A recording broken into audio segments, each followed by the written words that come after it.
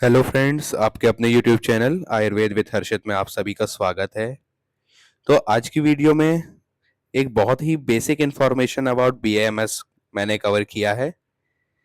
तो बच्चों को नीट देने के बाद एक बहुत ही बेसिक क्वेरी होती है कि अगर हमें कैरियर ऑफ करना है आयुर्वेदा में तो बीएएमएस होता क्या है। तो आज इसी कंफ्यूजन को दूर करने के लिए मैंने ये वीडियो बनाई है।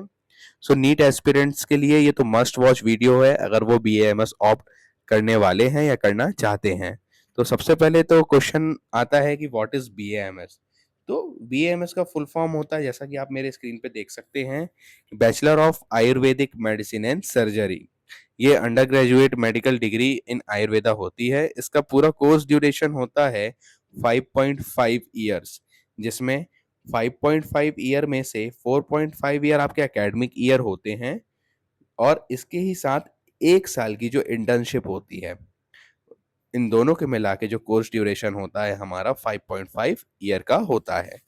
आप देख सकते हैं जो कोर्स ड्यूरेशन होता है एंटायरली हमारा 18 मंथ के 3 प्रोफेशनल्स होते हैं, जिन्हें हम first professional, second professional and third professional के नाम से जानते हैं। और आखिरी में इसका कंपलसरी जो रोटेटरी इंटर्नशिप होता है वो 6 मंथ आयुर्वेदिक इंटर्नशिप होता है, followed by 6 month of modern internship.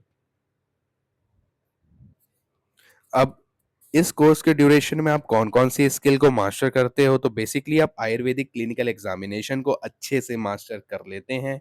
आप आयुर्वेदिक डायग्नोसिस समझने लगते हैं।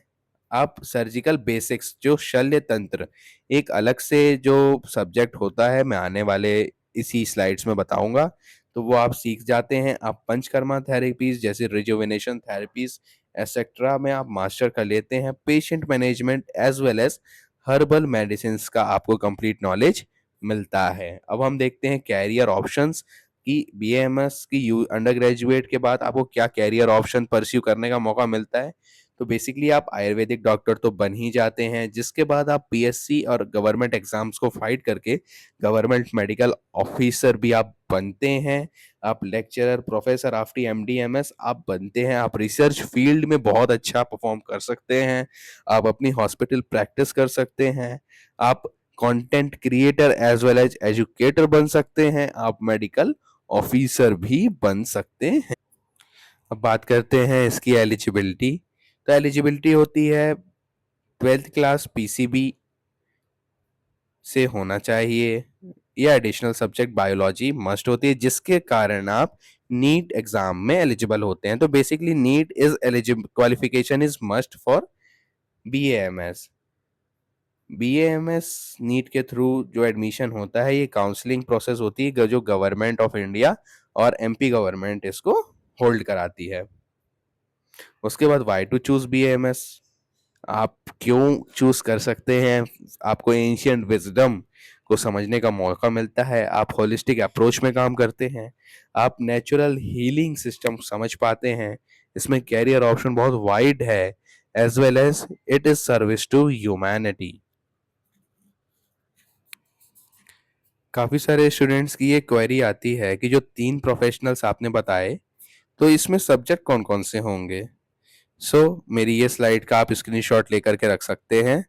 तो फर्स्ट प्रोफेशनल जो कि फर्स्ट 18 मंथ्स का होता है, इसमें आपको रचना शारीर दैट इज एनाटॉमी, क्रिया शारीर दैट इज फिजियोलॉजी, संहिता अध्ययन, पदार्थ विज्ञान एंड संस्कृत, आपके ये सब्जेक्ट्स होते हैं। ये आपको 18 मंथ्स में परस्यू या आपको स्टडी करने होते हैं। इसके बाद जब आप सेकेंड प्रॉफ में आते हैं यूनिवर्सिटी एग्जाम देने के बाद, तो आपके जो सब्जेक्ट्स होते हैं सेकेंड प्रॉफ में, वो रोग निदान, स्वस्थवृत्त, संहिता अध्ययन, द्रव गुण, रस शास्त्र और अगत तंत्र होता है।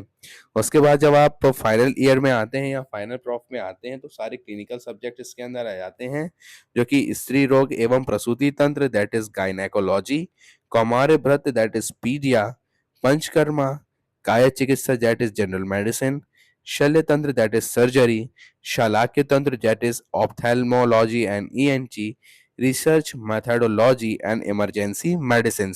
तो ये हमारे तीनों प्रॉफ के सब्जेक्ट्स होते हैं।